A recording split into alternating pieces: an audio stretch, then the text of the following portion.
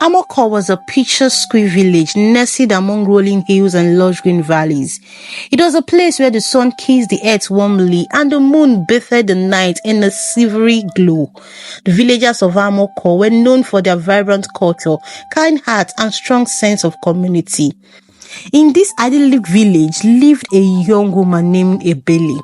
Ebele was renowned for her unparalleled beauty. Her skin glowed like polished ebony, her eyes sparkled like the stars, and her smile could light up even the darkest of days. Wherever she went, heads turned, and the people whispered in awe of her grace and elegance. Despite her beauty, Ebele harbored a deep secret that threatened to overshadow her charm and grace. She was a kleptomaniac, unable to resist the urge to steal. Her fingers, as delicate as they were, often wandered to places they shouldn't, slipping trinkets and valuables into her pockets without her conscious intent.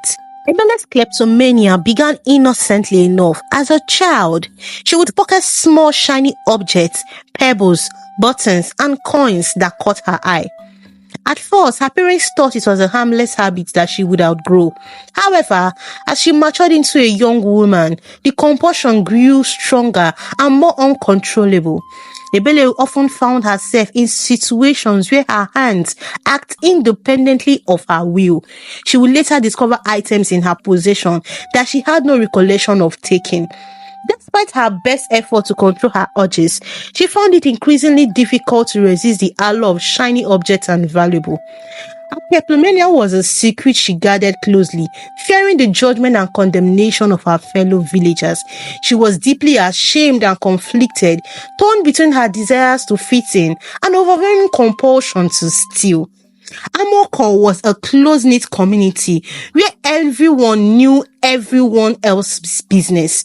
Rumors spread quickly, and it wasn't long before the villagers began to notice the unexplained disappearance of their belongings. Suspicion and mistrust began to seep into the fabrics of the village, causing rifts and division among the once harmonious community. Ebele's beauty shielded her from immediate suspicion. No one could believe that someone so lovely and graceful could be capable of such deceitful behavior. However, as the theft continued, the villagers grew increasingly paranoid, and whispers of a thief in their midst grew louder. One day, during a bustling market day, an elderly woman named Mama Titi discovered that her cherished necklace had gone missing. The necklace had been a gift from her late husband, and its loss devastated her. Desperate to recover her precious keepsake, Mama Titi sought the help of the village chief, Chief Okeke. Chief Okeke was a wise and fair leader, respected by all in Amoko. He took Mama Titi's plight seriously and vowed to find the thief who had disrupted the peace of their village. He called a meeting in the village square and addressed the gathered crowd. "My people," Chief Okeke began, "we have been in a community built on trust and mutual respect. However, recent events have sown seeds of distrust among us. We must work together to uncover the truth and restore harmony to our village." The villagers murmured in agreement, their faces filled with concern and determination. Chief Okeke appointed a group of trusted villagers to form a council of investigation. Among them was Chike, a young and assault hunter known for his sharp instincts and keen observation. Chike took his role seriously and began his investigation by speaking with those that had reported missing items. He meticulously documented the incidents, looking for patterns and clues that might lead to the identity of the thief. Chike's investigation led him to Ebele's doorstep. Despite her charm and beauty, Chike couldn't ignore the fact that Ebele had been present at nearly every location where theft had occurred. With a deep heart, he decided to confront her and seek the truth. "Ebele," Chike began gently, "may I speak with you for a moment?" Ebele's heart raced as she nodded, her mind swelling with anxiety and fear. "Of course, Chike. What is it? Chike hesitated, unsure of how to broach this delicate subject. I know this might sound strange, but I need to ask you about the recent theft in the village. You've been seen at many of the locations where items have gone missing. Ebele's face paled, and she felt a wave of panic wash over her. Chike, I don't know what you're talking about. Are you accusing me of being the thief? Chike could see the fear and desperation in her eyes, and his heart softened. Ebele, I'm not accusing you. I'm just trying to find the truth. If there's anything you know, please tell me. We need to restore peace to our village. Tears welled in Ebele's eyes as she struggled with her emotions. She wanted to confess, but the shame and fear of rejection held her back. Chike, I swear, I haven't stolen anything. Please believe me. Chike sighed, sensing that there was more to Ebele's story than she was letting out. Alright, I believe you, but please, if you remember anything, or if there's anything you want to share, come to me. Ebele nodded, her heart heavy with guilt and sorrow. As Chike left, she knew she couldn't continue living with her secrets. She had to find a way to control her urges and make amends for the pain she had caused. Desperate for a solution, Ebele sought the counsel of Mama Ngozi, the village healer, known for her wisdom and knowledge of herbal remedies.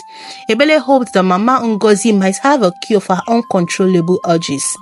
Mama Ngozi, Ebele said, her voice trembling, I need your help. I have a problem that I can't control, and it's causing so much pain and mistrust in the village. Mama Ngozi looked at Ebele with kind, understanding eyes. Child, tell me what troubles you. There is no judgment here, only the desire to help. Ebele took a deep breath and confessed her secrets. I have a compulsion to steal, Mama Ngozi. I can't control it. My hands take things without my mind's consent, and I don't know how to stop. Mama Ngozi listened intently, her expression thoughtful. Ebele, kleptomania is a condition that can be challenging to overcome, but it is not impossible. It requires understanding, self-awareness, and sometimes the help of others. She reached for a small pouch of herbs and handed it to Ebele. These herbs will help calm your mind and reduce the urges. Take them as a tea every morning. But more importantly, you must seek to understand the root of your compulsion. Reflect on your emotion and experiences and seek support from those who care about you. Ebele thanked Mama Ngozi and left with a sense of hope. She was determined to overcome her kleptomania and make amends for the pain she had caused. Ebele began to take the herbal tea every morning and spend days reflecting on her past and emotions that drove her compulsion. She realized that her kleptomania was rooted in deep-seated fear of not being seen or valued for who she truly was. Her beauty had always been her defined feature, but it had also become a mask that hid her true self. Determined to make amends, Ebele began to return the stolen item to their rightful owners, often leaving them anonymously at their doorsteps. She also started volunteering in the village, helping those in need and building genuine connections with the fellow villagers. As she continued to work, she was able to rebuild trust and make amends. Ebele found that her compulsion to steal gradually diminished. She felt a sense of peace and fulfillment, knowing that she was making a positive difference in the life of people. Chike continued his investigation, but the theft had mysteriously ceased. He couldn't shake the feeling that Ebele was connected to the event, but he also sensed that she was trying to make things right. He decided to observe her more closely, hoping to uncover the truth. One evening, as he walked through the village, he spotted Ebele leaving an item on Mama Titi's doorstep. He approached her quietly, not wanting to startle her. Ebele, Chike said softly, I see what you are doing. You are returning the stolen items, aren't you? Ebele turned to face him, her eyes filled with mixture of fear and relief. Yes, Chike, I am. I can't keep living with this guilt. I want to make things right. Chike nodded, his respect for Ebele growing. I am glad you're trying to make amends, but you don't have to do this alone. Let me help you.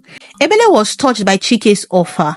She had always admired his strength and integrity, and his support meant to her more than he could ever know.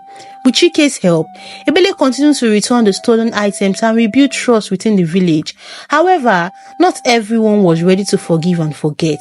Some villagers remained suspicious and resentful, unwilling to let go of their anger. One day, as Ebele was helping at the village square, she overheard a group of women gossiping about her. Their harsh words cut deep, and she felt the weight of her past mistake pressing down on her. "She's nothing but a thief," one woman said. "Her beauty is just a facade. She can't be trusted."